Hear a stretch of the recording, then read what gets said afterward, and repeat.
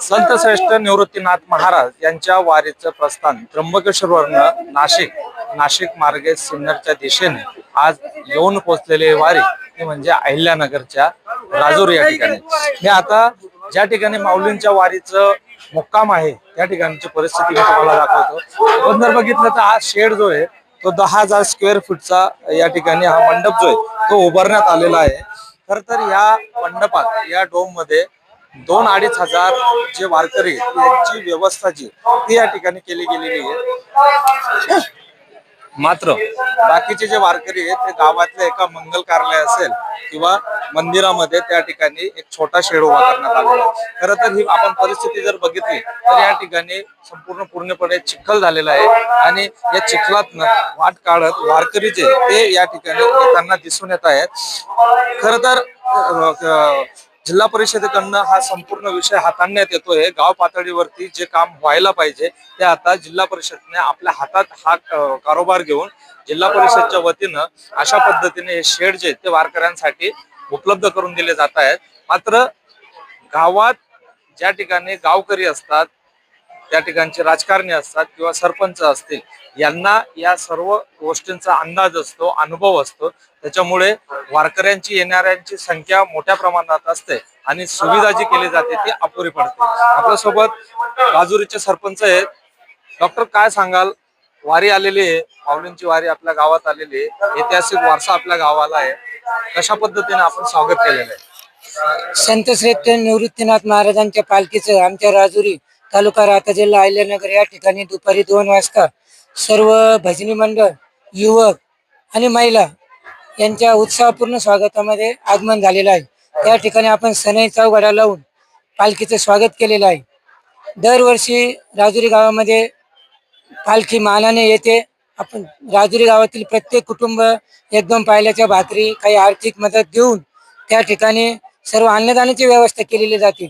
मागच्या वर्षी 2025 साली महाराष्ट्र शासनानं प्रत्येक ग्रामपंचायतीला निधी देऊन त्या ठिकाणी असं व्यवस्थित असं नियोजन केलं होतं की जेणेकरून गावात 4 ते 5 ठिकाणी वॉटरप्रूफ मंडप टाकले होते. आपण मोठ्या उत्साहाने माऊलींचं या ठिकाणी स्वागत केलेलं आहे गावाच्या वतीने. आपण आता ज्या ठिकाणी मुक्कामासाठी वारकरी थांबलेले आहेत, माऊलींची पालखी आहे, त्या ठिकाणी 10,000 स्क्वेअर फूटचा मंडप जो आहे तो जिल्हा परिषदेकडनं या ठिकाणी उभारण्यात आलेला आहे. वारकऱ्यांची संख्या जर बघितली तर 8-10 हजाराच्या घरात आहे. वारी जशी जशी येऊ लागलेली ना अहिल्यानगरकडे वारकऱ्यांची संख्या वाढू लागलेली आहे. निवाराचा सगळ्यात मोठा प्रश्न उपलब्ध होऊ लागलेला आहे. गावाकडे नियोजन नसल्यामुळे ह्या गोष्टी या ठिकाणी उद्भवत आहे का?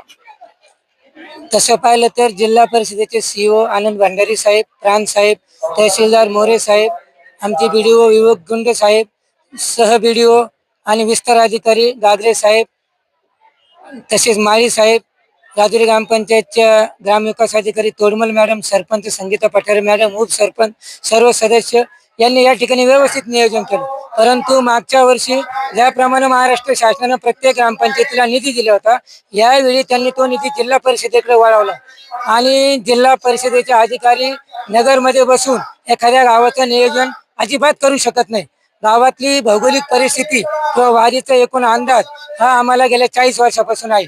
आम्ही गाव पातळीवर त्याचं अतिशय व्यवस्थितपणे काटेकोर नियोजन करतो. मागच्या वर्षी एखाद्या 2 ग्रामपंचायतीमध्ये काही घोटाळा झालेलाही असेल, परंतु जिल्हा परिषदेने यावर्षी अतिशय चुकीचा निर्णय घेतला आणि निधी ग्रामपंचायतीला देता त्यांनी स्वतः जो खर्च करण्याचा निर्णय घेतला तो अतिशय चुकीचा आहे. तर माझी या निमित्ताने महाराष्ट्र शासनाला आणि मुख्यमंत्री फडणवीस साहेबांना विनंती आहे की हा निधी संपूर्णपणे ग्रामपंचायतलाच मिळाला पाहिजे. ग्रामपंचायत पातळीवरच त्याचं व्यवस्थित नियोजन केलं जातं आणि दर पुढच्या वर्षी हा निधी त्या पद्धतीने दिला गेला नाही तर आम्ही सर्व महाराष्ट्राच्या सरपंचांचं शिष्टमंडळ हे मुख्यमंत्री साहेबांची भेट घेणार आहोत आणि हे जे चुकीची गोष्ट घडते की त्यांच्या आम्ही कानावर घालणार आहोत. महाराष्ट्र शासन वारकऱ्यांच्या सुख सुविधेसाठी हा पैसा देतो आणि त्याचा 1 ना 1 रुपया हा वारकऱ्यांच्या सुविधासाठीच वापरला गेला पाहिजे अशी आमच्या महाराष्ट्राच्या सर्व सरपंचांची ठाम भूमिका आहे. बरोबर. खरं तर आता जो 10,000 स्क्वेअर फूटचा डोम या ठिकाणी उभारण्यात आलेला मंडप तो पुरेसा वाटतोय का? अजिबात नाही. मागच्या वर्षी ग्रामपंचायतीकडे नियोजन असताना आम्ही 25,000 स्क्वेअर फूटचे मंडप संपूर्ण गावात उभारलेले होते. आज या ठिकाणी 10,980 स्क्वेअर फूटचा मंडप 166x66 वॉटरप्रूफ या ठिकाणी उभारलेला आहे. आमच्या ग्रामपंचायतीला 2 लाख रुपये मिळालेले असूनही आम्ही या ठिकाणी व्यासपीठ, वॉटरप्रूफ, कमान, PMT आणि प्राथमिक आरोग्य केंद्र यांच्यासाठी वॉटरप्रूफ मंडप, तसेच राजुरी ग्रामपंचायत समोर 60x45 वॉटरप्रूफ मंडप, या ठिकाणी सर्व मुरुमाची व्यवस्था आणि दिवाबत्तीची व्यवस्था अतिशय व्यवस्थित केलेली आहे. हीच रक्कम जर ग्रामपंचायतला मिळालेली असती तर आम्ही त्या ठिकाणी मागच्या वर्षी जर 25,000 स्क्वेअर फूट होता, तर यावर्षी वाढती लोकसंख्या आणि वाढती वारकऱ्यांची संख्या आणि पावसाची परिस्थिती हे ध्यानात घेऊन कमीत कमी 40,000 स्क्वेअर फूटचा मंडप तेवढ्याच पैशामध्ये उभा केला असता. आपण बघितलं असेल की शासनाकडनं ही तयारी करण्यात आलेली आहे. गावाची भौगोलिक परिस्थिती, गावाचा गाळा हाकलणारे कर्ते जे असतात त्यांच्याकडे संपूर्ण माहिती असते. त्याच्यामुळे वारीचा अनुभव गेल्या 40 वर्षापासून डॉक्टरांना आहे. त्याच्यामुळे नियोजन कसं करायचं हे गावकऱ्यांना माहित असतं, गावाचा गाळा हाकलणाऱ्यांना, राज्यकर्त्यांना माहित असतं. एकूणच ज्या ठिकाणी 40 ते 45,000 लोक बसतील अशा पद्धतीने व्यवस्था जी गेल्या वर्षी केली जात होती, मात्र यावेळी शासनाकडनं अशा पद्धतीने 10,000 स्क्वेअर फूटचा मंडप जो आहे तो या ठिकाणी उभारण्यात आलेला आहे. आणि त्याचबरोबर खरं जर बघितलं तर गावाकडे जर ही संपूर्ण यंत्रणा दिली असती, ही व्यवस्था दिली असती, तर आज या ठिकाणी चिखल देखील या ठिकाणी दिसला नसता. आज वारकऱ्यांना या चिखलातनं वाट शोधत आपल्या या निवाराच्या ठिकाणी पोहोचता येते. खरं तर सरपंचांनी एक आरोप केलेला आहे, तो म्हणजे अहिल्यानगरच्या कॅबिन मध्ये बसून हा गावातला कारोबार होत नाही.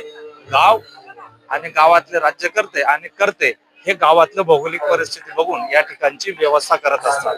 कॅमेरामन तुषार डेपलेसह खुशाल पाटील, न्यूज 24 महाराष्ट्रासाठी अहिल्यानगर, राजुरी.